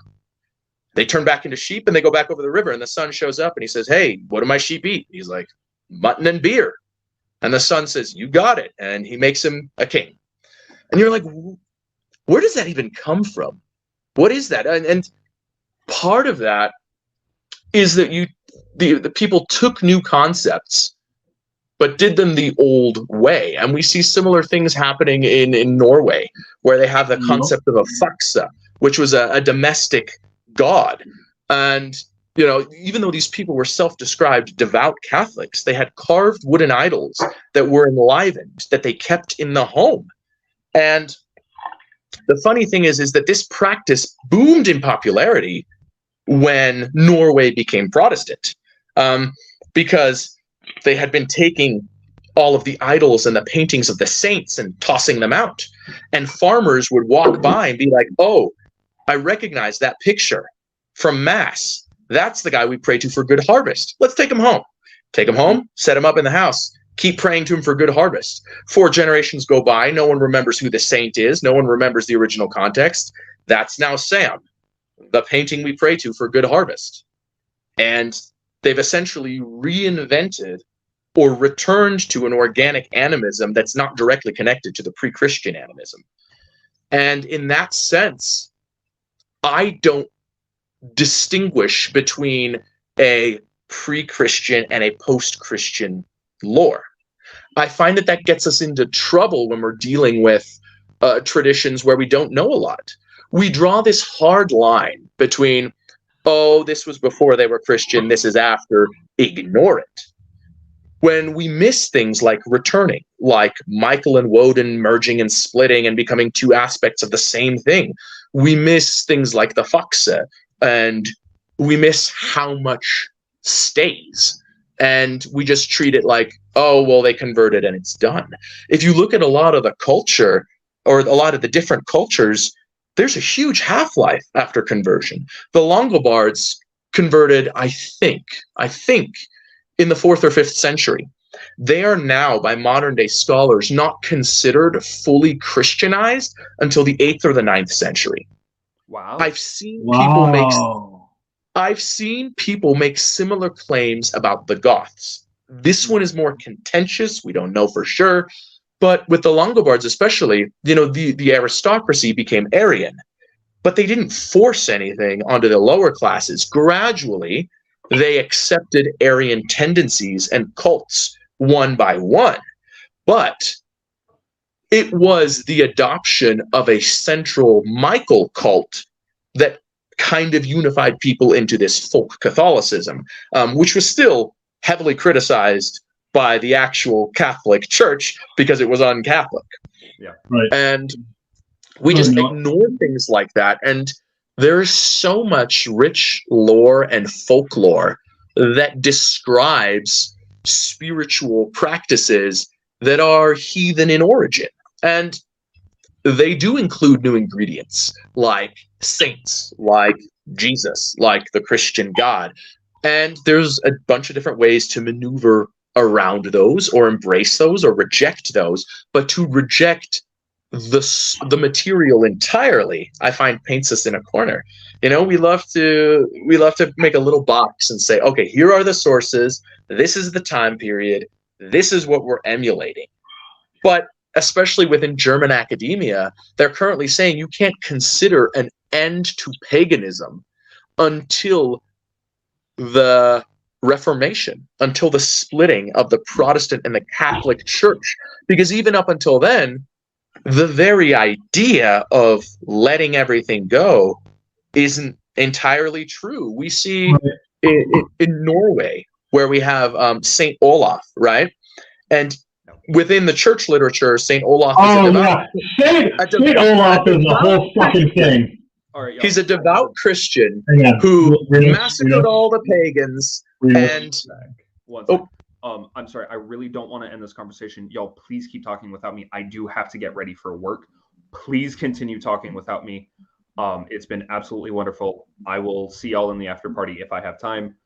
Thank you for coming on. Love you both. Of course. Please continue talking. Love you. Blessings to you. Blessings, Maleck. Bye. All right, bye. Yeah. So please continue.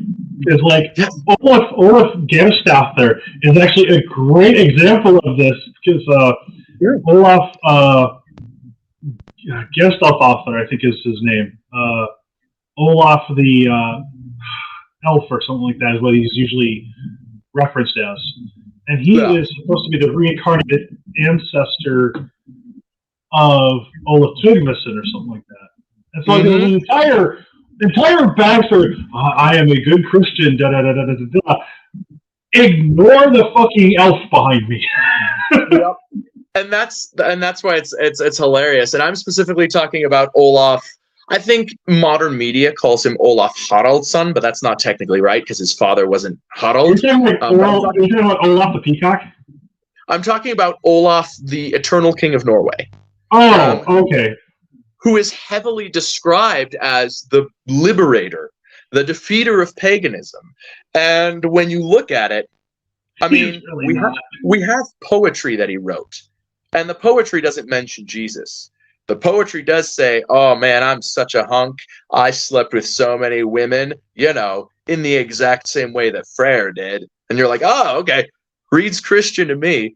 And what a lot of scholars are saying now is not, you can't say his belief was insincere, but he was practicing how people in his culture would always have practice. He used Christianity to advance his own personal gain, but he practiced it in an entirely heathen fashion. And when he died and he was canonized as a saint, he was then synchronized with lingering pagan beliefs, which is why he has an axe and a red beard, because he's never described as having a red beard in church literature. But he gets a red beard, he gets an axe, and he becomes the slayer of Thor's and Jotun later on, because he gets melded with Thor. Yep. And in the Augsburg tapestry, Saint Olaf is depicted with one eye, which shows him being melded with Odin as well. If this is the same Olaf that I'm thinking of, this is also the same Olaf who actually kicked Odin out of his court. Hilariously enough.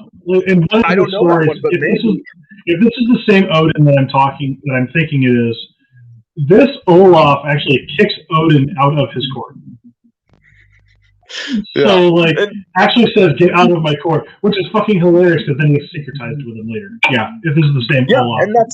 And that's the interesting thing, And if we pretend like that didn't happen, we just cap it after, the Christianization, after Håkon the Good dies. If we just cap it there. 1066, that's where we're just going to arbitrarily throw our timeline. It's Battle of Stamford Bridge. It's all downhill from there. And I think, this idea of pre and post, it goes back to, the same thing with the fall of Rome.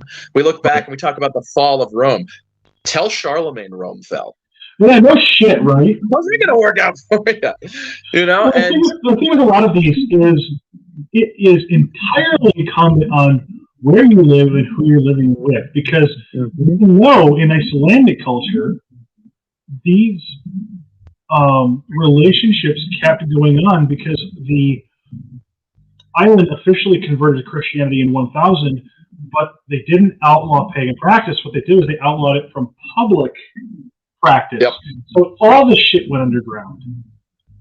And so it's not like the Margaret Murray witch cult of, this always survived in a hidden form and it was really clandestine. It's just this is just what our family fucking did. Yeah. And that's the thing too. I think within modern polytheist movements, we have a knee-jerk reaction, I think, because so many people come along and say, oh, well, I'm part of an unbroken lineage and my family has been worshiping in secret and it's just like in the sagas. And, there's a big difference between unchanged and continuous. Like I said, I studied a Mongolian tradition that is unbroken. It is unbroken, but not unchanged. Yeah, it is distinctly not Mongolian Buddhism, but it has adopted a lot of Mongolian Buddhism practices, rituals, and materials. But a coloring doesn't equal a blend. And we're so quick to throw things away as if it's been tainted by Christianity, as if Christianity hadn't been affecting heathenry for years and vice versa. And so the idea that we lob this away, which is why folklore is so important to my heart. And it also goes very well into the idea of there not being a pure anything. And I know the Alps are a very similar thing. Within the Alps, animism, it persisted until the 1950s. And the only reason it's not around now is because all the young people moved to the cities and all the old people who believed or knew are dead or are dying. And these people would have still described themselves as Catholics. They still went to church, but they would also erect the crosses to keep Woden away. They would also pour milk and butter on the stone for the crowned snake spirits who govern the land and live inside every single home, as everyone knows. Right. Yeah, this is where the living raw traditions really meet the modern world, and this is where we as modern polytheists have to really take a step back, but also take a step forward, because it's not enough to say, okay, this is the limit of what the lore tells us. We also actually need to take that in living application, because it's one thing to read, this is what the folklore says. It is another thing to act as if and then actualize the folklore as a living thing. And you are 100. I think you've hit the nail on the head, and you've said it better than I could have said it. And a big part for me is that I grew up in an environment where I could have asked, and there were people that could have given me answers, and I did not. And now, because I speak the language and I know where to look, I found a lot of folklore, but there's no living elder to put it into context for me. Right. And I could go off and just do it. Or I could learn from somebody who is dealing with similar ingredients and modalities and then merge that, because that's what they're giving. Because my teachers are not saying, that in order to stop cultural appropriation, they are teaching willfully. They're saying, take these things, then combine them with your other things. This is a strong foundation. I am giving this to you so you can have your own thing. So you don't take any of my things. You don't do what I do incorrectly or out of ignorance or without permission. You have a strong foundation to do your own thing. And a big part of that is the folklore. I mean, we can go back and just, use the Eddas and whatnot. And I don't see that as a problem. That's someone's personal thing. But there's a difference. Folklore is, like I said, we're throwing away over 1,000 years of praxises. And always be weary of people that claim, their family still worshipped Freyr and their family still did bloats just like they did in the Eddas, because it's probably not true. Nobody. That doesn't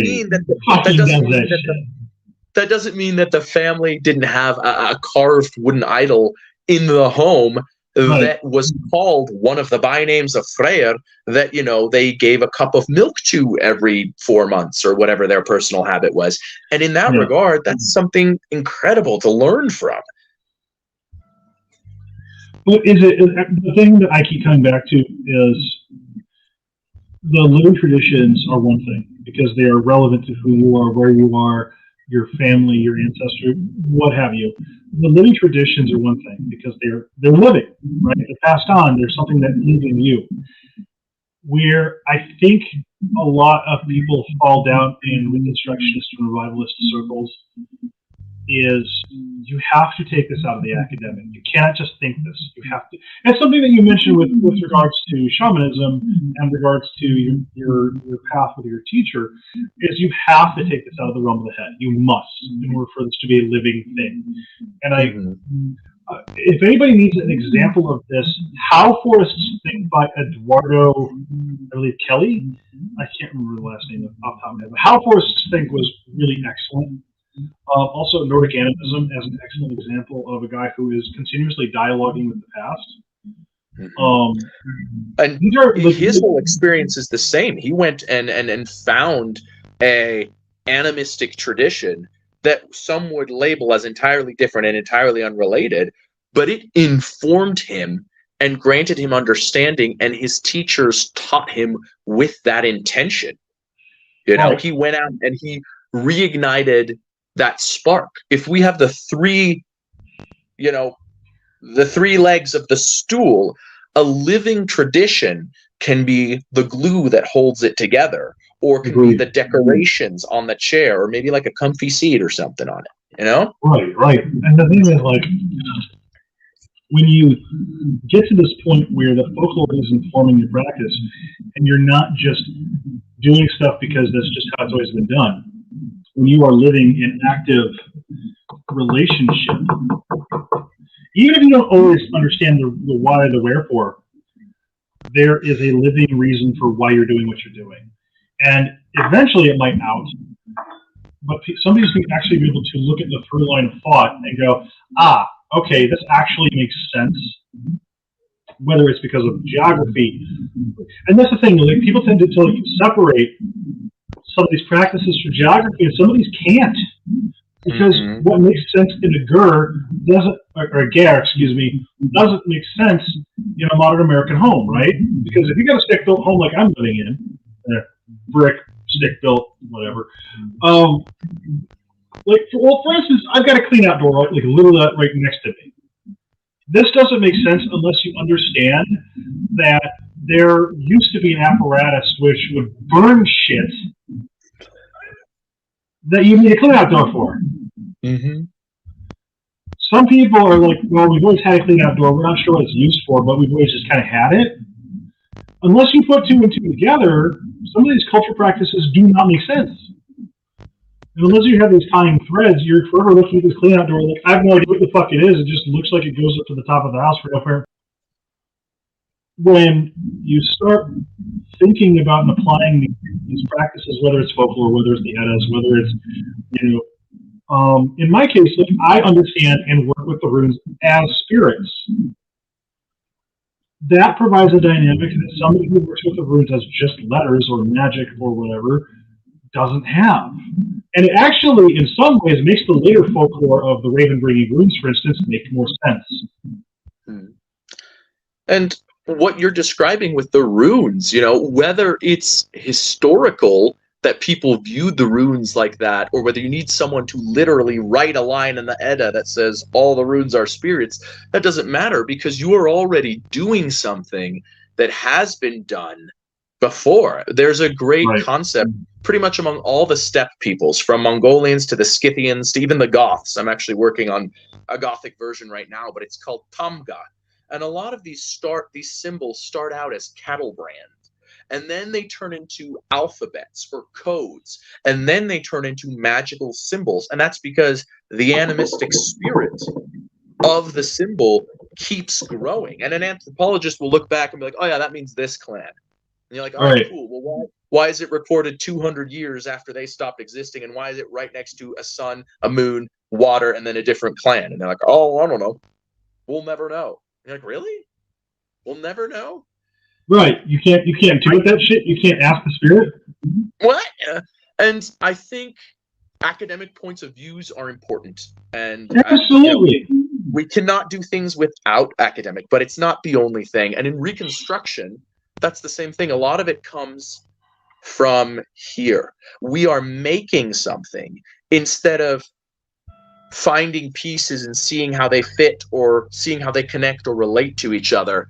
We are just building our own thing, and it comes entirely from here. And we're limiting ourselves to the material that we know that was used. There's a big difference between a new tradition, for example, SRS, the Gothic tradition. I don't want to try to pronounce significance.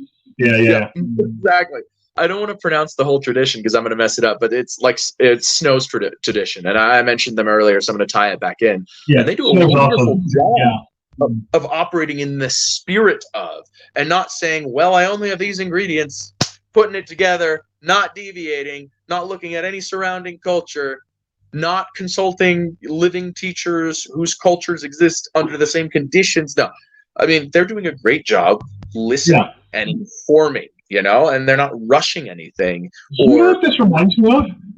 It's like people who are like, I want to make spelt bread the old-fashioned way, and they only want to make the most absolute basic of sourdough.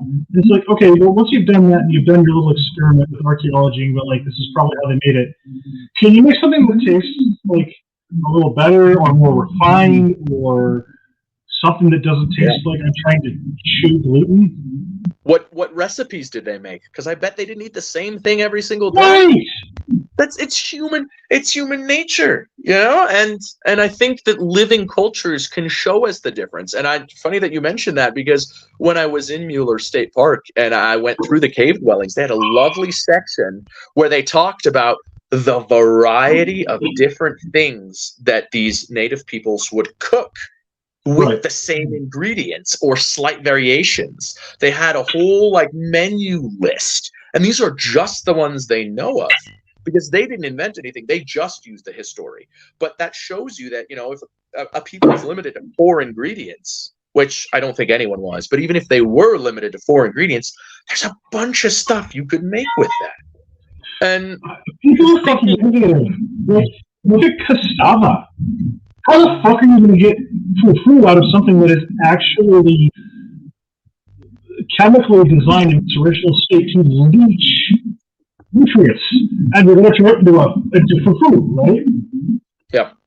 How the fuck are you going to take something as dense and unappetizing in its original state as cassava root, and then turn it into fufu, which is fucking amazing? Yep. I've been in a fufu kit because TikTok has been showing me a lot of fufu recipes. But like, humans are fucking lizards. Like, if we are stuck in a cave with 4 ingredients, we'll make all kinds of weird shit because we get fucking bored if nothing else. Yeah. And I mean, not discounting inspiration, not discounting influence from the spirit of God, but like, humans ain't stupid. This ain't our first rodeo. But like, we really undersell our ability as a species, as people, to be innovative and to see things from multiple perspectives at the same time. Classic case is the caves a minute ago that you went through. Lost Cow Caves. Like one of the things that they, every time they come back, they're trying something new. Well, once a generation is they're seeing like the dots, for instance, on some of the what do you call them? The cave paintings might have been related to moon phases or to calving seasons and things like that. So it actually forms not only a living tapestry that moves with fire, but it's a calendar. Yeah. Yeah. I mean, and like I said, we like to simplify and pare things down, and there are people that are completely content, just doing what is attested. Well, it's incomplete, but it's accurate, so I'm going to do it. And that's fine if that's for these people, but when I engage with the spirituality of the people who are my spiritual ancestors, I don't want it to be a thing that I do. I don't want to wake up, go to work, go home, go to the gym, play Mario Kart, and on Saturday I'll do my religion. Coming from a living tradition can tie all of that together and give you a full lens of viewing the world. It's not necessarily necessary for, I'm not saying people can't get there on their own. How would I know that? But it is a great way to enhance this. And a wonderful example was, a lot of the votive offerings we find, right, are swords that are bent or broken or shattered. We see a lot of those, especially in the Bronze Age. We see a lot of swords get thrown into water that have been bent or shattered. And what I learned from one of my teachers was that to take a blade and put it into water or throw a blade into water would be highly offensive to the water spirits. So a great way to circumvent that would be to bend or break the blade. Does that mean that is the reason the blades were bent or broken? Could it be that they were, as a lot of people say, destroyed to ritually release the spirit? Maybe. But for me now, when I give an offering of a sword, which I've done from time to time, there's a couple of swords in my local pond, but when I give an offering of the sword, I now bend it or break it, not just in order to fully give it. I break it, and I know that it is being received, and it's being received without animosity by the local water spirits, and I'm not offending them because I'm getting rid of the edge. And it doesn't have to be necessarily historic because it's done in the same spirit. Just like with the re-paganization, where Christian elements are reincorporated, it's done in the same spirit. And because the past and polytheistic traditions of the past have always been syncretic and never pure, it's doing things in the spirit. Fear only exists in this fashion in white supremacy. Like, let's just be real. Like, purity in the way that people conceive of it, generally speaking, does not exist as such. and I blame Tacitus because he put in Germania, they are a pure people unmixed with anyone. I blame that guy because obviously he had no idea what he was talking about. Tacitus was a fucking dick. What a weirdo. What a weirdo. I want to restore Rome by turning the German people into a noble savage archetype. Good job, asshole. Yeah, yeah. But see, and that's my thing. That's why we should learn from living traditions. That's why we should learn from folklore and not limit ourselves and put ourselves into a box, because having the source material does not equate to doing things in the spirit of how the first round of people who did this did it. You can blame for a few things. What's one more? I mean, honestly, Tacitus is so fucking. Tacitus was a nerd. Yeah. On that note, we are at the 2-hour mark. I really want to thank you for taking all of your time tonight. If you want to join us for the after party, please join us in Discord. Yes, definitely. Awesome. So I'm going to hit the bathroom. I'm going to do an in-person family, and I will be on. And I will see you in Discord. Perfect. All right. Have a good one. Thank you so much for your hospitality. All right. Blessings to you, and blessings to all of our listeners, and thank you for listening. I'll see you in the next one.